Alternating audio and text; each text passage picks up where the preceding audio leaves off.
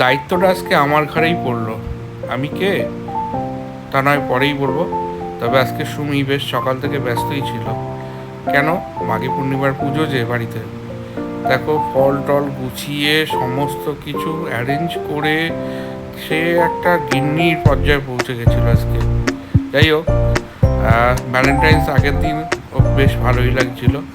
তো পুজো শুরু হয়ে গেছে, সঙ্গে এখানে নাম সংকীর্তন চলছে এবং অনেক ব্যস্ততার পাশাপাশি ও সিন্নি মাখতেও বসে গেছিল। সেই প্রস্তুতি পর্বের কিছু অংশ দেখাই, পাশাপাশি হোম যজ্ঞের পরিকল্পনাও ছিল, সেটাও চলছে।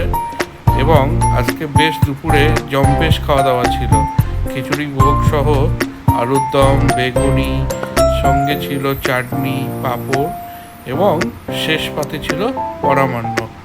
ভালো থাকবেন।